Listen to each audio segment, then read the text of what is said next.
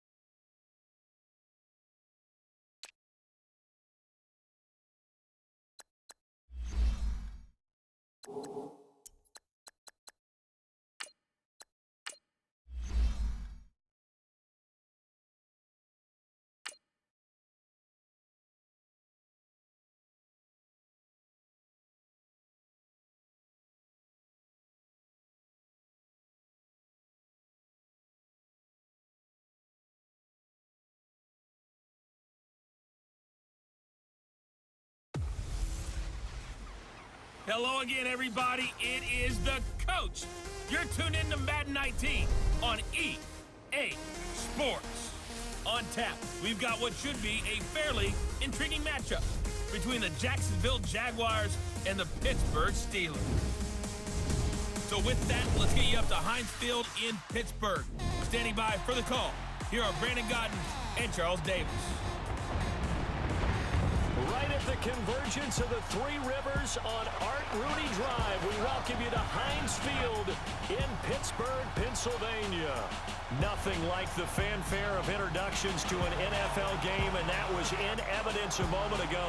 Fireworks, pyrotechnics, you name it. This crowd is ready as their guys get set to match up between the Jacksonville Jaguars and the Pittsburgh Steelers. With Charles Davis, I'm Brandon Gaudin. Charles, we look at this Steeler ball club entering play. They can't be any better as we hit the halfway mark. A perfect 7-0 on the year. And when we looked at this team in August and we looked at the schedule, we thought they had the potential to get off to a hot start, but I don't think either of us expected 7-0. Meanwhile, for the visiting Jaguars, they come into this one knowing it's been a while since tasting victory. They've dropped 4 in a row. Can they remember what it was like to win a game? In these types of situations, you're looking for someone to inspire you, and it doesn't have to be one of your best players either.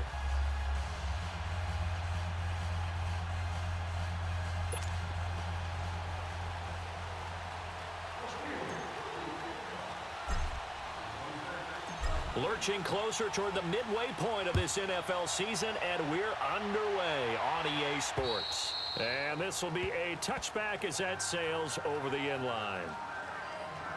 So here's the first drive now for the Jags.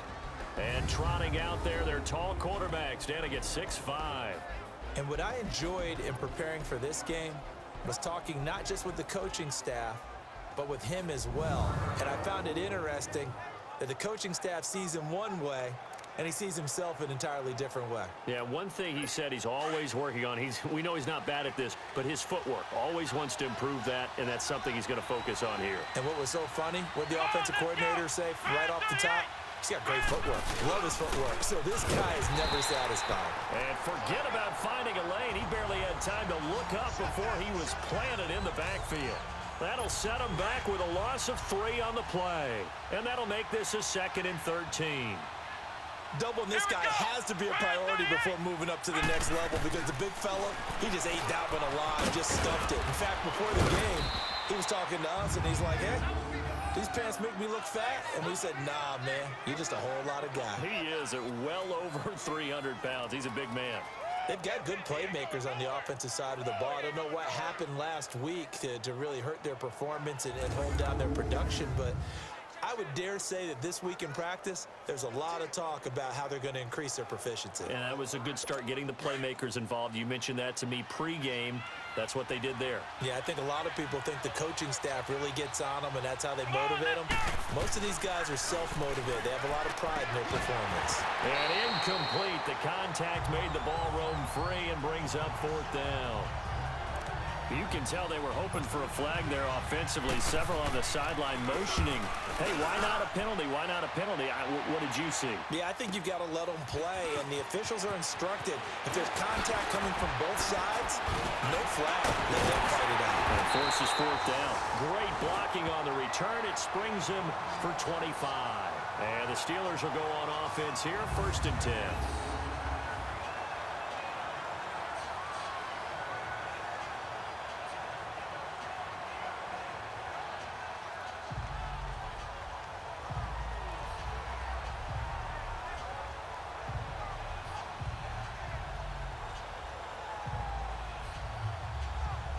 So here are the Steelers now to take over for the first time. And they'll be led out by the guy under center, Charles, their quarterback. And what's a quarterback's best friend? Balance? I think you're right. I agree with you. You know, a lot of guys would say great receiver, right? A terrific offensive line. But I agree with you, balance, because if you can run the ball effectively, that just opens things up for guys who want to throw it and gives you easier passing lanes and easier coverages to read. And they said balance will be a focus in this one. Yeah, they don't want it all just heaped on his shoulders, I don't believe. I think they want to make sure they take some of the pressure off. Now, meanwhile, a pass that should have been intercepted, but it winds up falling incomplete. And the big boys up front in the trenches, what do you think of the O-line, Charles? I love them because this is a group that's so cohesive. They know what the man next to them is going to do at all times, and they operate as a terrific unit. So now 2nd and 10 after the incompletion on 1st down. Here we go now. Stepping up, he's going to keep it. And he'll be taken down at the 44-yard line. The quarterback run good for 10 that time, but it does lead to a 3rd down. I thought that was a good call. Passing situation on 2nd down. They hit him with the draw instead and pick up nice yardage. Yeah, because the draw, they're thinking pass when they see that initially defensively, right? But you know, in today's NFL, most of the time on 2nd and long, when it's a passing situation, pass rushers are on the field and they're only thinking one thing, get to the quarterback. And oftentimes you can bypass him with a running play. That one good for 14 yards and a Steeler first. I like how they work the tight end on a nice little under route there. And if you're going to give him that much space, he's not even going to catch the football. He's going to run away from you a little bit, and that's exactly what he just did there, picking up extra yardage. And they'll go with a ground attack here. And they'll work it inside the 15-yard line before it's all said and done. The numbers for him from a week ago, 8 carries, 65 yards. And when you lead the league in rushing for this stretch of time, now you take on the identity. You now lead the team, and everything runs through you in terms of offense. Here we go now. Green 39. From the red zone now, they'll look to throw. That's going to be caught at the 10-yard line. Showed off the juke, but still corralled shy of the 5 at the 6-yard line. A good pickup there, 8 yards on the first down completion.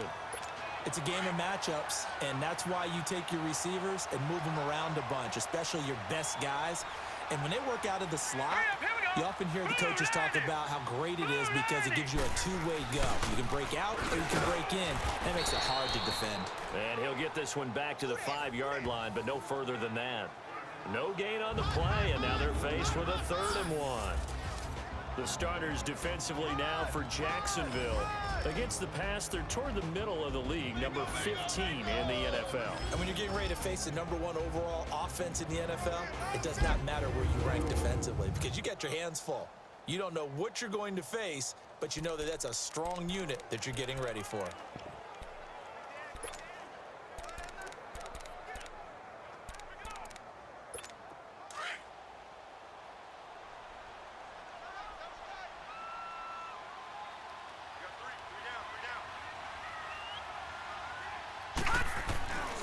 They'll look to throw for it on 3rd and 1. Oh, he almost picked it. Nearly a turnover there on their opening drive. And that's a throw he'd like to have back. Now 4th down. That's already the 3rd time they've looked his way on this opening drive. He's caught 1 of the 3. That doesn't mean they won't continue to go in that direction. It feels like they think they've got something good going there, and they think those numbers are going to increase. And he won't have the touchdown, but he will have the 1st down as he's tackled at the 2.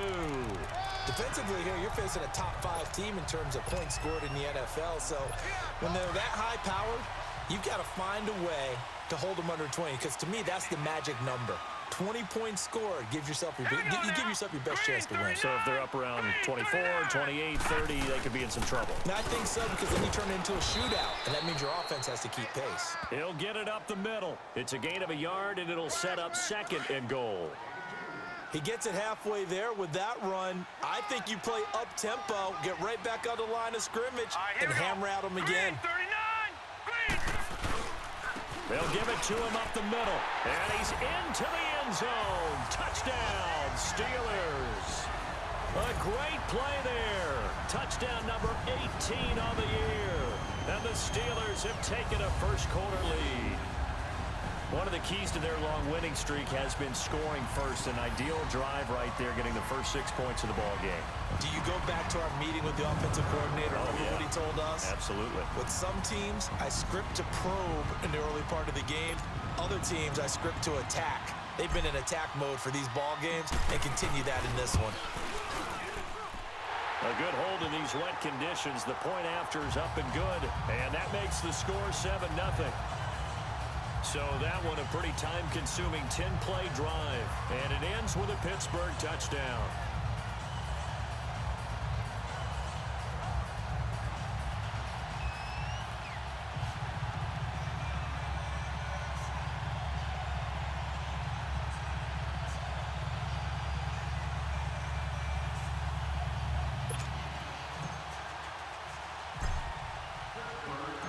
Elliott now to kick this one away.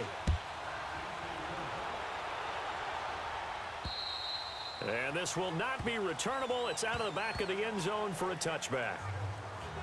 Here comes the Jaguars offense as they get set to go again. And hoping to do better than they did their last possession when they punted the football. Appeal to the vanity of your offensive line. Tell them that they control your fate. Leverage guys. Win the line of scrimmage. If you do that, you start to win first down. You win second down. And guess what? You start accumulating first downs. And that's what they need in order to not punt the ball again. Now a first carry for their fullback. And he is met at the line of scrimmage, and he goes down right there.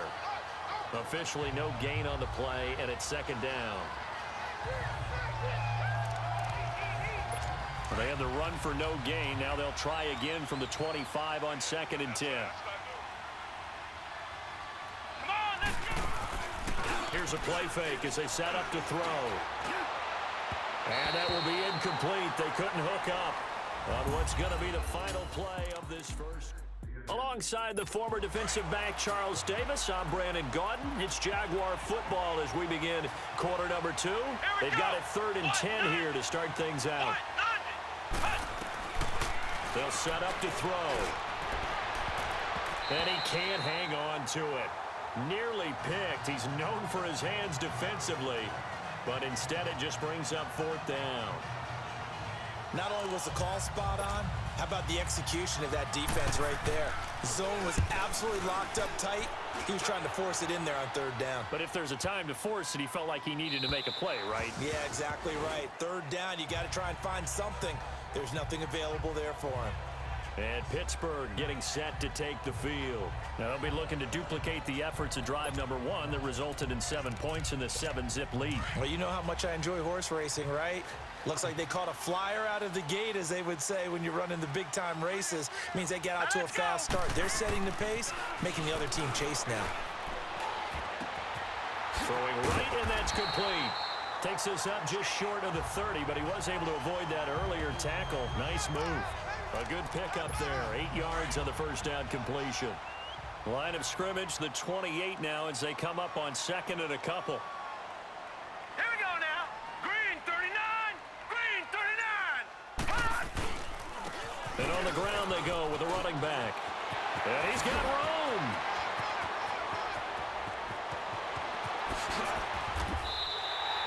A big play that time for Pittsburgh. Give him 55 yards on the ground. One of the reasons that this team is on this win streak, big runs like that. When you see runs like that broken off, you know this is a team that's confident running the football. A big reason why this streak has occurred, they've come together, had a plan, and stuck to it. And when you get big-time runs like that, it makes it easier to stay with it, doesn't it? They'll look to throw here. And it's caught.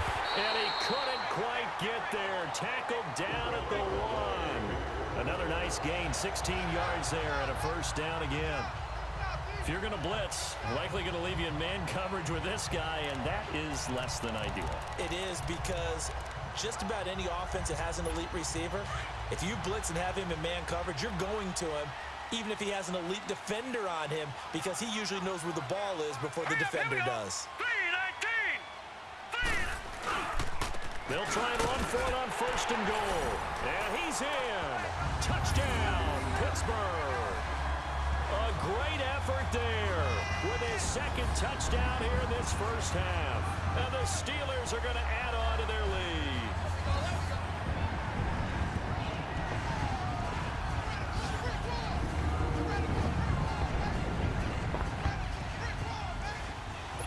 Elliott now to add the extra point.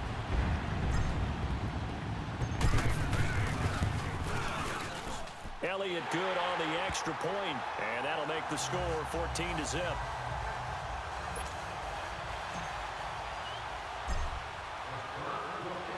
Elliott now to kick this one away. This will be fielded at the 8. And nice work on the return as they'll start their drive just past the 30-yard line. The Jaguars offense now heads back onto the field. Already down 2 touchdowns here in the first half. This becomes a pretty important drive, doesn't it? It certainly does, and a lot of the teams script plays. We know that, right? They have a script to start the ball game, and typically those scripts go between 12 and 24, 25 plays. Down 2 touchdowns early, probably not very deep into their script. I think that they'll stay with it. I don't think they'll abandon it just yet and try and generate some offense on this drive. Anything. At least 3 points, get that 0 off the board. He's going to wind up and air it out. And they went for a big play through the air on 2nd down. Couldn't connect. Now it's 3rd. They've been playing sound fundamental defense thus far and able to keep this offense from creating a major dent on the scoreboard. Able to force the incompletion, but still waiting for that game-changing play. You feel like it's coming, the first sack, the first turnover. In a sense, they're playing old-school defense right now. The new-school defense is what you said, taking the ball away. Back to throw here. And the Steeler pressure too much here. He's going down. And they're picking up right where they left off with the shutout that they pitched last week. A huge part of that, this pass rush. They know how to get after people. Offensively, good luck finding some answers right now. But fortunately, he's able to recover his own fumble, or that could have been trouble. I know there's no magnet in the ball, but sometimes for the punt returner, after such a scramble, it sort of feels that way, doesn't it? He has it, he loses it. Somehow the ball finds its way back to him. Atone for his sin, and you know he's taking a deep sigh of relief right now. They'll try and start this drive in the air. And nearly picked off.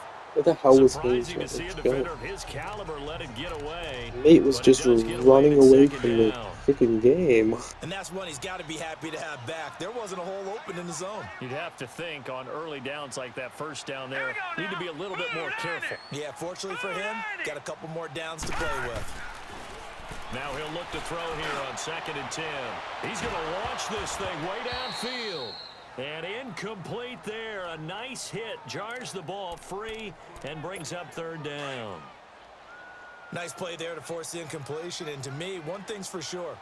When you're the underdogs and you're playing on the road, you absolutely have to get takeaways. You've got to get the ball from them. Yeah, win that turnover battle. Going to be key. They didn't get one there. He's got a man. Complete. They chalk that one up as a gain of 34 on 3rd down. 2 minutes remain here in the first half. Back to Heinz Field after this. Coming up at halftime, we remind you once again that we're going to check in with Jonathan Coachman in Orlando. He'll have stats and scores from around the NFL as we reach now, hard to believe, the halfway point of the season. Time flying. It certainly is. Time to get the sweaters out, my man. And he'll push this forward only to about the 42-yard line. 2 yards on the carry there, and it'll be 2nd down. They tried a quick hitter inside, but that one was swallowed up because what they're hoping, those big defensive linemen will take the bait and move laterally and open up a crease that they can run through. Didn't happen on that play.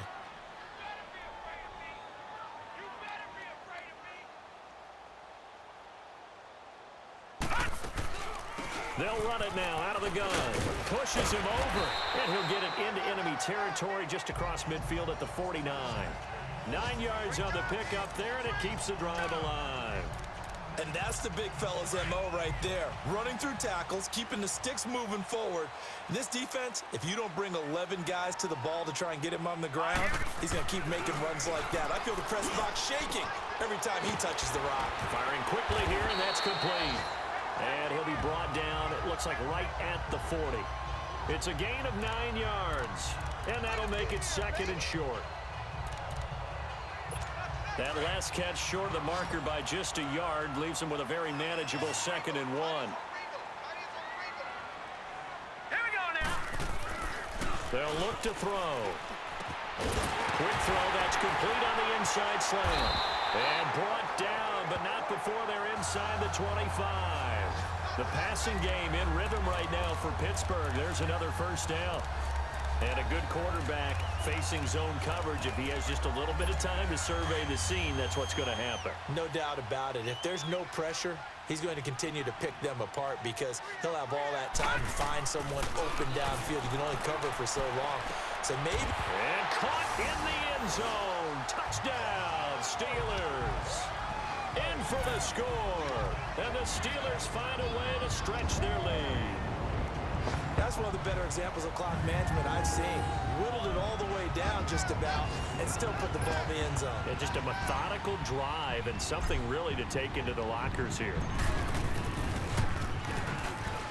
Elliott good with a PAT, and that makes the score 21-0.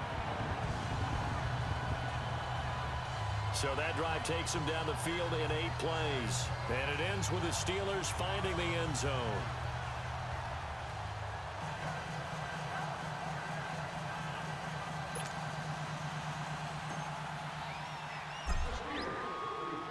Elliott now to kick this one away.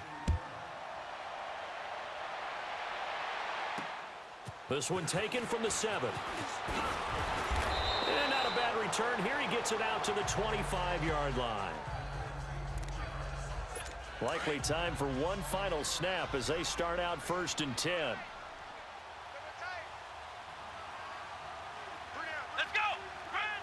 And with time running short here, they'll simply take a knee, and that should do it for half number 1. And now a timeout defensively after that first down play. So they're going to make this offense sweat out half number 1.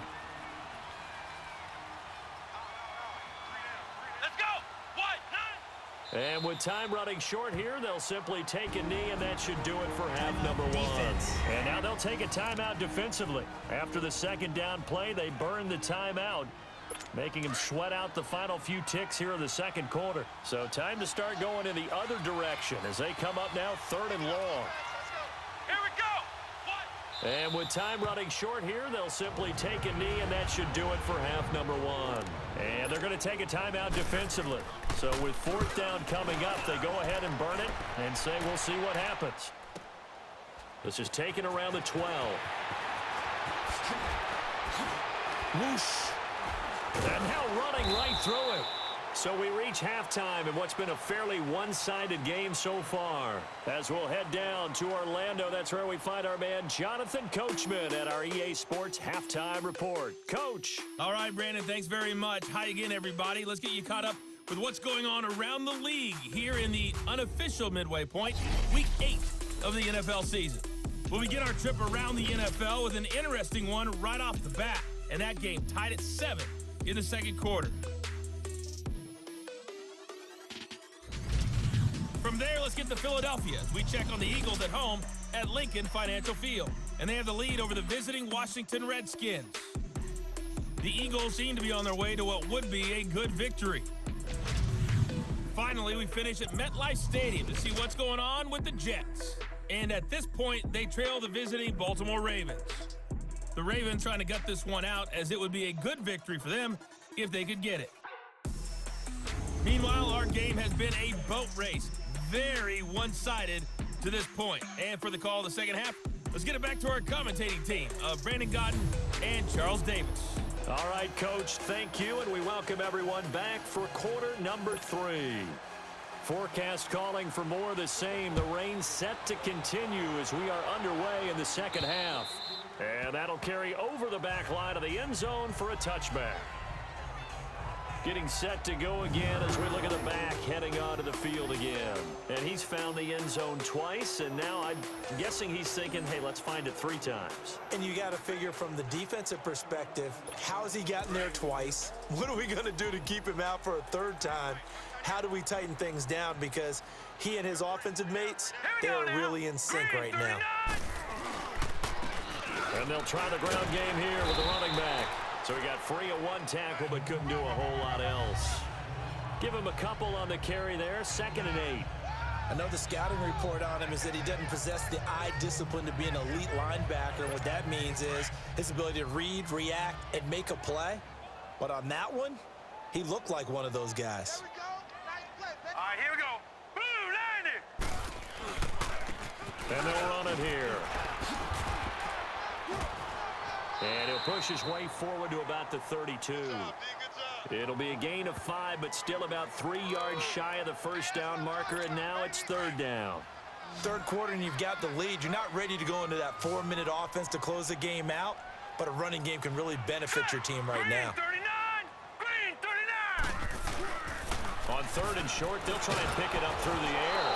Oh, the ball comes out on the hit, but they'll say it's incomplete. Oh, that's got to frustrate him a little bit because they nearly got to him there, and it would have been the first sack of the game. Instead, they're able to influence the release, and they did force the incomplete pass. Now let's go! They're indeed going for it as they look to throw. And this time he's got the hook up. It's complete. And they bring him to the ground just shy of midfield. Facing a fourth down, they come away with 18 yards and a first down conversion. Well, it all came together on that one, didn't it?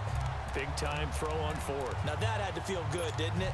Taking that type of a gamble there and making it pay off. What a throw. And tough as a receiver because no matter how perfect the pass, you know it's fourth down and you got to convert. A little bit of extra pressure, but he overcame it.